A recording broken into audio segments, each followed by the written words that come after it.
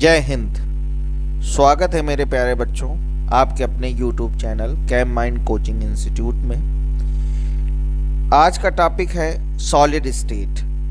Solid state के बारे में हम पहले भी चर्चा कर चुके हैं, जिसमें हमने ठोस, वास्तविक ठोस, आभासी ठोस, ठोसों के प्रकार के बारे में, विभिन्न प्रकार के बंधों और बलों के आधार पर उनके वर्गीकरणों के बारे में पढ़ चुके हैं। आज हम उससे आगे बढ़ते हैं और उसकी आंतरिक संरचना में पाए जाने वाली व्यवस्था यानी क्रिस्टलीय जालक और जालकों के व्यवस्था क्रम और अवयवों के उपस्थित संरचना के आधार पर उनके निकाय, उनमें पाए जाने वाले संकुलन और बचे हुए रिक्त स्थान यानी रिक्तिका के बारे में चर्चा करेंगे। उससे पहले आपसे अनुरोध है कि आप मेरे चैनल को लाइक कीजिए, शेयर कीजिए और सब्सक्राइब कीजिए।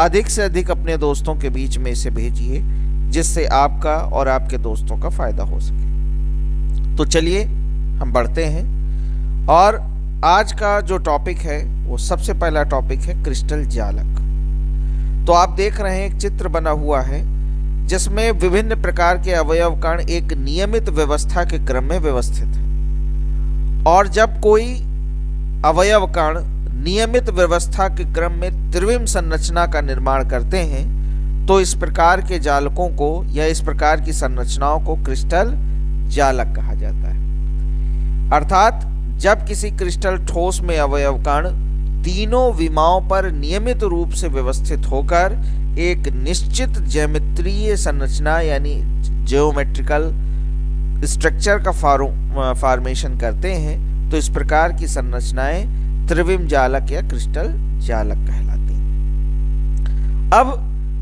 वह सूक्ष्म त्रिविम संरचना जो उस क्रिस्टल जालक के विषय में संपूर्ण जानकारी दे सके, ऐसी सूक्ष्म संरचना इकाई सेल कहलाती है। यहाँ पर आप देख रहे हैं कि ये क्रिस्टल जालक में एक छोटी सी त्रिविम संरचना बनी हुई है जो उस पूरे जालक के मूल संरचना को प्रदर्शित कर रही, यानी सूक्ष्म त्रिविम वह संरचना जो उस क्रिस्टल के जालक और उसमें उपस्थित अवयव कणों की व्यवस्था के बारे में संपूर्ण जानकारी उपलब्ध कराती है, क्रिस्टल एकक कोष्ठिका कहलाती है।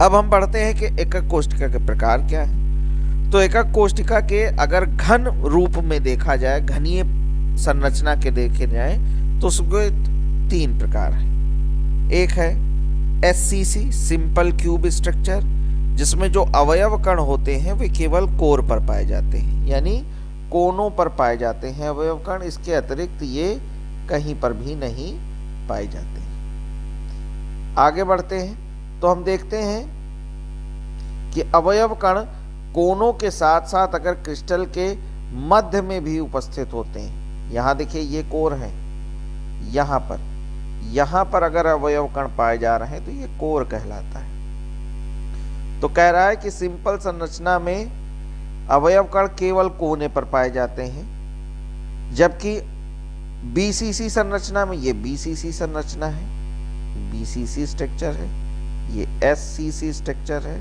सिंपल क्यूबिक स्ट्रक्चर, और ये FCC स्ट्रक्चर है। तो BCC संरचना में अवयव कण कोर के सभी कोरों पर पाए जाते हैं, क्रिस्टल के सभी कोर पर पाए जाते हैं। इसके अतिरिक्त वे केंद्र पर भी उपलब्ध रहते हैं, यहाँ पर भी पाए जाते हैं। तो इस प्रकार की जो क्रिस्टल संरचनाएं होती हैं वो काय केंद्रित क्रिस्टल संरचनाएं यानी BCC संरचनाएं कहलाती हैं। अगर यही हम FCC संरचना के लिए बात करें, FCC संरचना के लिए, तो उसमें क्या होगा कि कोने पर तो ये सब पाए ही जाएंगे जैसा कि पाए जा रहे हैं। इसके अतिरिक्त ये उस क्रिस्टल संरचना के फलक पर भी पाए जाएंगे। यहाँ पर हर फलक के केंद्र पर ये पाए जाने वाले अवयव कण होते हैं। तो ऐसे क्रिस्टल संरचनाएं जिनमें अवयव कण कोर के साथ साथ फलक के केंद्र पर भी उपस्थित होते हैं, ऐसी संरचनाएं फलक केंद्रित क्रिस्टल यानी FCC कहलाती हैं। SCC क्या है? SCC क्या है? वे क्रिस्टल संरचनाएं या वे क्रिस्टल जालक जिनमें अवयव कण केवल कोर पर उपस्थित होते हैं, SCC संरचना कहलाती है। BCC संरचना क्या है? जब किसी क्रिस्टल जालक में अवयव कण कोनों के साथ साथ क्रिस्टल के केंद्र पर भी उपस्थित होते हैं, BCC संरचनाएं कहलाती हैं। और FCC संरचना में जब अवयव कण कोने के साथ साथ फलक के केंद्र पर भी उपस्थित रहते हैं, FCC संरचना कहलाती है। बहुत सही, आप लोगों को समझ में आया।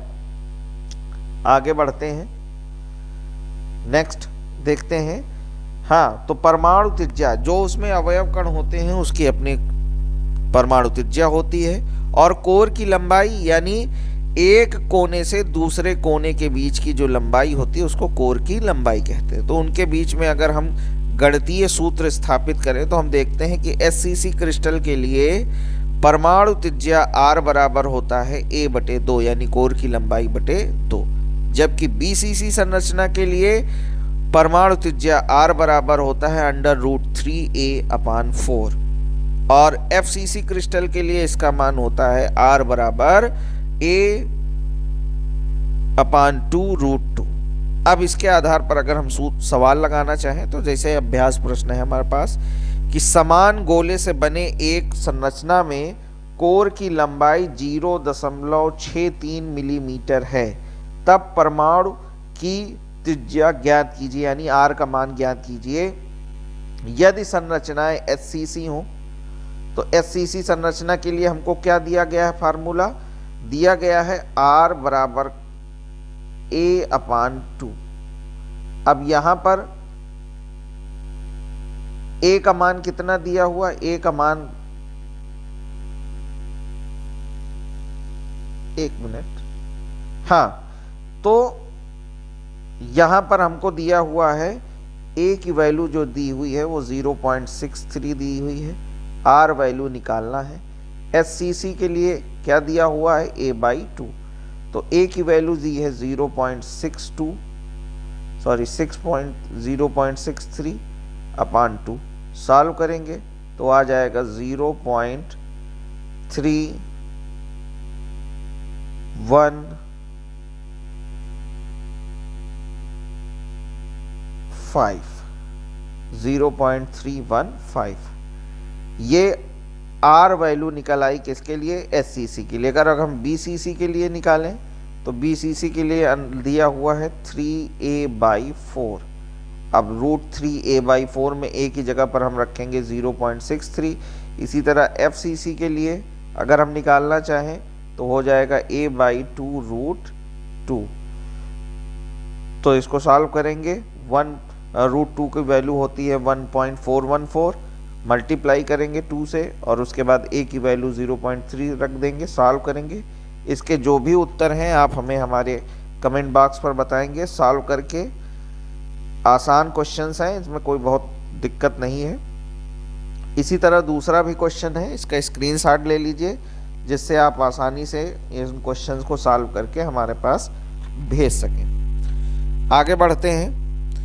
तो एक वैज्ञानिक थे ब्रैग, WL ब्रैग ने सोडियम क्लोराइड क्रिस्टल को लिया था और उस पर एक्सरे किरण का अध्ययन किया। एक्सरे किरणों को डाला तो उनसे निर्दिष्ट जो परिवर्तित तरंगें हमें प्राप्त हुई, उन तरंगों का अध्ययन करके ब्रैग्स ने एक गणितीय समीकरण को सुझाया। इस गणितीय समीकरण को बैक्स का समीकरण कहते हैं। क्या है ये समीकरण? 2D sin थीटा बराबर n लैम्डा। यहाँ D जो है वो एक अवयव कण की परत और दूसरी अवयव कण की परत के बीच की दूरी है। n कई परतों की संख्या है। लैम्डा जो x किरण डाली जा रही है उसका तरंग दैर्घ्य है, और एक आपतित किरण और परावर्तित किरण के बीच में बनने वाला कोण थीटा है। तो यहाँ पर 2D sin थीटा बराबर n लैम्डा। मिस्टर ब्रैग्स ने इस अध्ययन से क्रिस्टल के संरचना को स्पष्ट करने का नियम बताया और बड़े गणितीय तरीके से इसको आगे एक्सप्लेन किया जाता है। ये पूरा डेरिवेशन है, लेकिन इंटरमीडिएट के कोर्स में ये डेरिवेशन नहीं है, इसलिए हम केवल फार्मूले की बात कर रहे हैं। 2D sin थीटा बराबर n लैम्डा। इस सूत्र और इस संरचना को आगे ब्रेविस ने अपने रिसर्च पेपर में अध्ययन किया और उसके आधार पर ब्रेविस ने ब्रेविस जालकों का निर्माण किया। तो हम ब्रेविस जालक के बारे में पढ़ते हैं। तो ब्रेविस जालक क्या है कि 1848 में ब्रेविस ने 14 प्रकार के जालक विन्यास को स्पष्ट किया कि 14 प्रकार के क्रिस्टल जालक निकाय मतलब सिस्टम हो सकते हैं, जिनको अध्ययन के बाद ये बताया कि ये 7 निकायों यानी 7 सिस्टम्स के अंतर्गत पढ़े जा सकते हैं। इन्हें क्रिस्टल निकाय या क्रिस्टल जालक कहते हैं। अब ये डिपेंड करते हैं उनके कोर की लंबाई ABC और उनके बीच में पाए जाने वाले अंतःफलकीय कोण पर। कैसे? देखिए, अंतःफलकीय कोण जो होते हैं अल्फा बीटा गामा होते हैं। अब यहां देखिए इच्छित संरचना में A, B और C फलकों की दूरियां हैं, लंबाई है, कोर की लंबाई है, और इन फलकों के बीच में जो पाए जाने वाले कोण बने हुए हैं अल्फा बीटा और गामा। तो हम आगे बढ़ते हैं। इसके आधार पर हमें 7 प्रकार के क्रिस्टल निकाय बताए गए। पहला है घनीय निकाय, sodium chloride crystal, NaCl, KCl, इन सब में ये आसानी से पाया जाता है। ये आद्य संरचना है। इसमें क्या होता है कि कोर की लंबाई A, B और C उसके मान आपस में बराबर होते हैं और इन कोरों के बीच में बनने वाले अंतःफलकीय कोण अल्फा बीटा और गामा इनके भी मान आपस में बराबर होते हैं और वो बराबर होते हैं 90 अंश के। यानी इन्हें हम कह सकते हैं समलंबाक्ष यानी समान लंबाई वाला क्रिस्टल। समलंबाक्ष है ये, जिसमें अल्फा बीटा गामा आपस में बराबर हैं और वो बराबर है 90 अंश के, जबकि जो कोर की लंबाई ABC है वो भी आपस में बराबर है। संरचना आप देख रहे हैं यहाँ पर कि ABC आपस में बराबर है और अल्फा बीटा गामा आपस में बराबर होते हुए 90 डिग्री के बराबर है।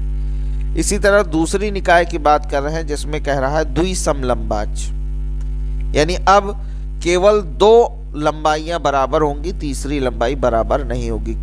दो कोर के लंबाई आपस में बराबर है जबकि तीसरी लंबाई बराबर नहीं है। यहां देख रहे हैं कि A is equal to B but does not equal to C, जबकि इनके बीच में बनने वाले अंतःफलकीय कोण जो हैं अल्फा बीटा गामा वो आपस में बराबर हैं और वो 90 अंश के बराबर है। संरचना में भी आप देख सकते हैं कि ये आयताकार संरचना है जिसमें लंबाई और चौड़ाई आपस में बराबर है और ऊंचाई बराबर नहीं है, या लंबाई और ऊंचाई आपस में बराबर है जबकि चौड़ाई बराबर नहीं है, परंतु इनके बीच में बनने वाले जो कोण हैं अल्फा बीटा गामा वो आपस में बराबर हैं और वो 90 अंश के बराबर हैं। ये पाए जाते हैं कैल्शियम सल्फेट स्टेनस ऑक्साइड में, स्टेनिक ऑक्साइड में। ठीक है, आगे बढ़ते तो विषम लंबाक्ष की बात करते हैं। विषम लंबाक्ष जो क्रिस्टल प्रकार है वो लेड सल्फेट और पोटेशियम नाइट्रेट में पाया जाता है। पोटेशियम नाइट्रेट को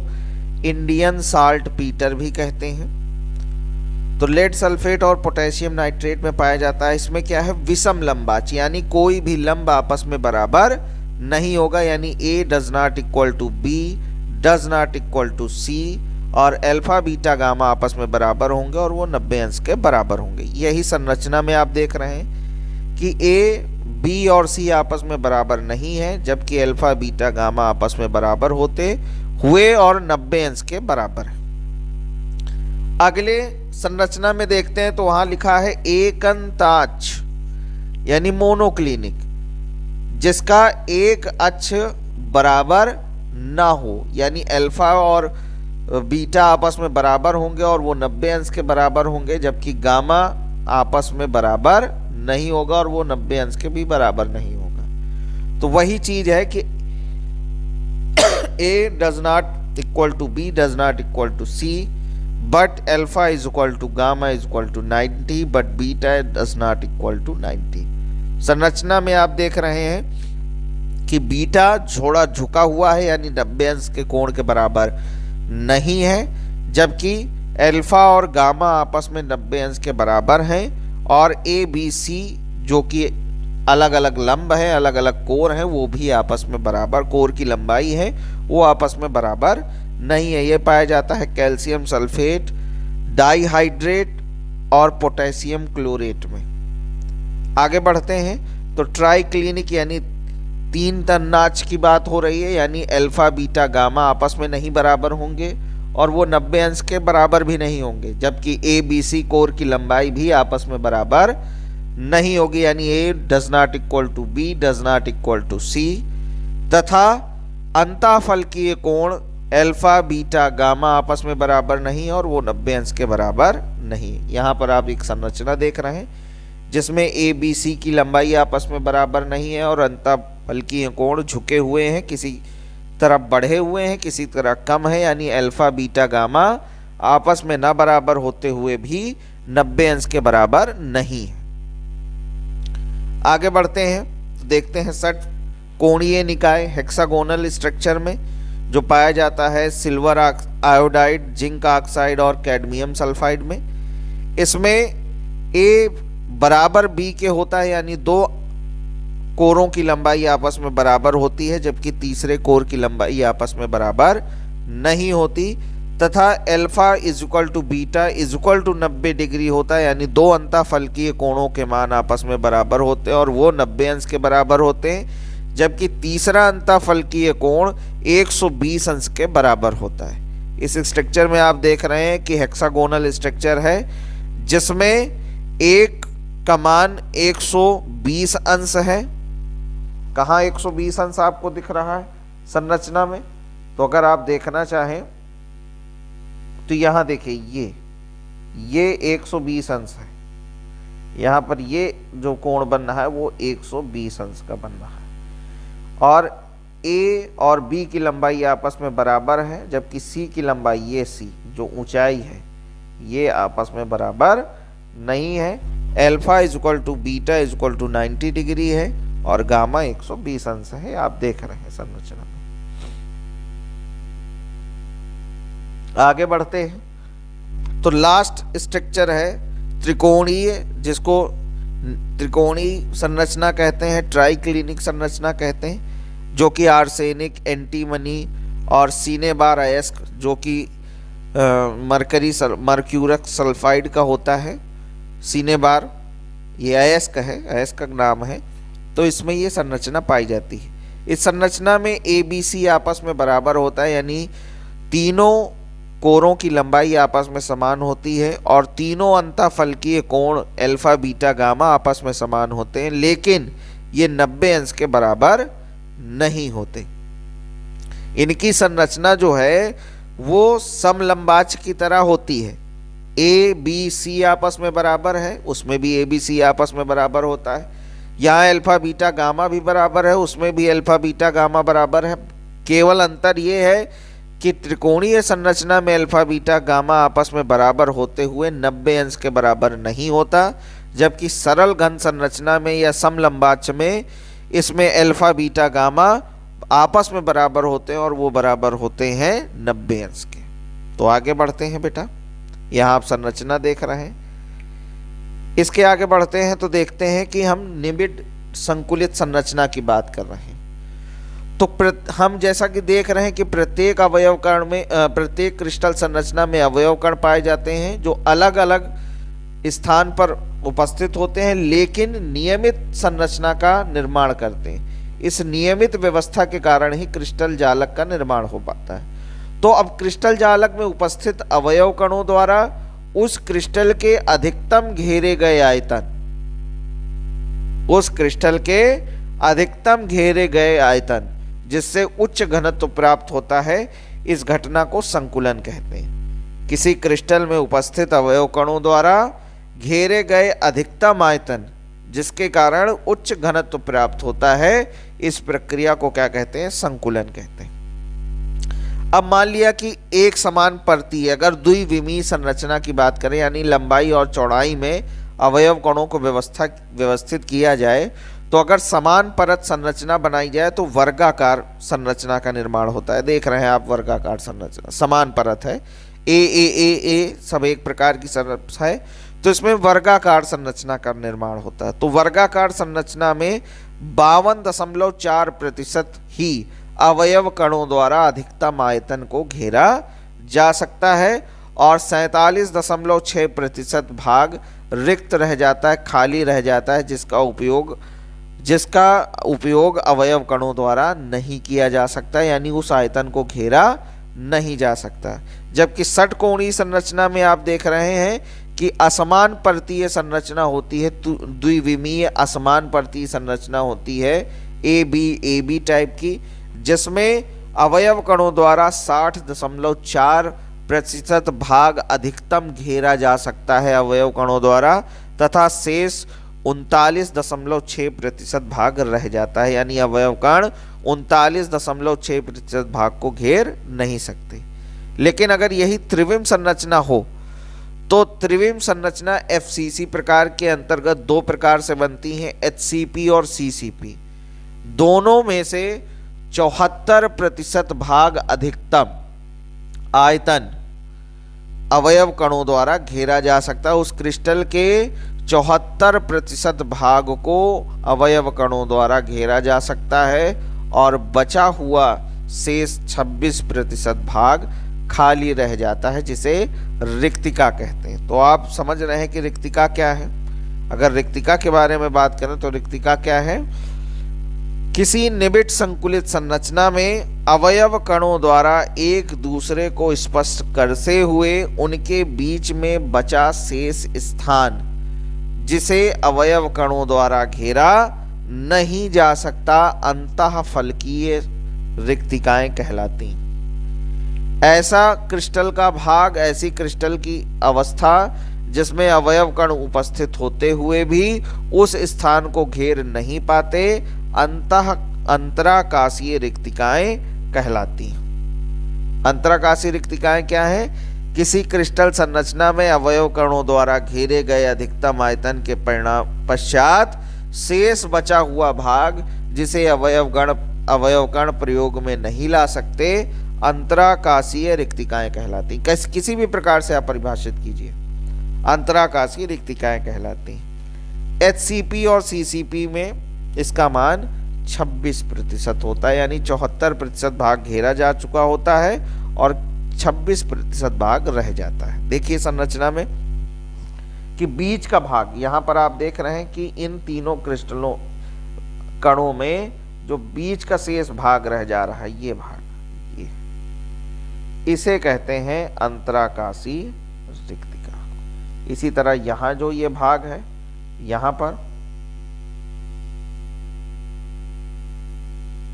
ये भाग, इसे ही कहते हैं अंतराकाशीय रिक्तिका।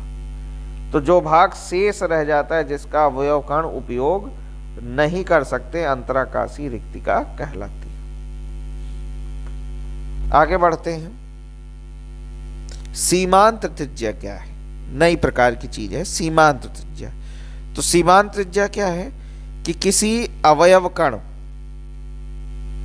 जो रखे हैं यहां पर अवयव कण, तो किसी अवयव कण के मध्य रिक्तिका में रखे जाने वाले गोले की अधिकतम त्रिज्या, यानी वहां पर जो शेष स्थान है उसमें कितना बड़ा कण रखा जा सकता है, उस कण की अधिकतम त्रिज्या ही सीमांत त्रिज्या कहलाती है। किसी रिक्तिका में रखे जा सकने वाले अवयव कण की अधिकतम त्रिज्या या गोले की अधिकतम त्रिज्या ही सीमांत त्रिज्या कहलाती है। तो ये जो संरचनाएं थी, इनके बारे में हम पढ़ रहे थे। अलग अलग प्रकार की संरचनाओं के बारे में हमने अध्ययन किया। बेसिकली हमने ये जाना कि जो क्रिस्टल संरचना होती है उसमें अवयव कण त्रिविम संरचना में नियमित व्यवस्था बनाते हैं, जिसके कारण जालक का निर्माण होता है, और जालक की वह सूक्ष्म संरचना जिसके द्वारा जालक के बारे में संपूर्ण जानकारी प्राप्त की जा सकती है, एकक कोशिका यानी यूनिट सेल कहलाती है। अब जब आप ये सब पढ़ लेते हैं तो आप यूनिट सेल के प्रकार पढ़ना चालू करते हैं, जिससे आप पूरे क्रिस्टल जालक के बारे में संपूर्ण जानकारी प्राप्त कर सकें। और उसी व्यवस्था के क्रम को पढ़ने के लिए हमको निबिड़ संकुलन संरचना या संकुलन संरचना पढ़नी पड़ती कि अधिकतम घेरा गया आयतन, किसी क्रिस्टल का अधिकतम घेरा गया आयतन किसके द्वारा? अवयव कणों द्वारा। तो अवयव कणों द्वारा किसी क्रिस्टल का घेरा अधिकतम आयतन संकुलित संरचना या निबिड़ संकुलन कहलाता है, और जो स्थान शेष रह जाता है उसे रिक्तिका कहते हैं। तो इन सारी चीज़ों को आप अध्ययन में ले आइए, एक बार वीडियो देखिए, दोबारा देखिए, जिसमें आपको पूरी तरीके से ये तैयार हो जाए। बड़े आसान तरीके से आपको बताया गया है। और फिर आपसे कह रहे हैं कि अंत तक देखने के लिए धन्यवाद। सबसे पहले आप मेरे चैनल को लाइक कीजिए, शेयर कीजिए, सब्सक्राइब कीजिए, जिससे आपका और आपके दोस्तों का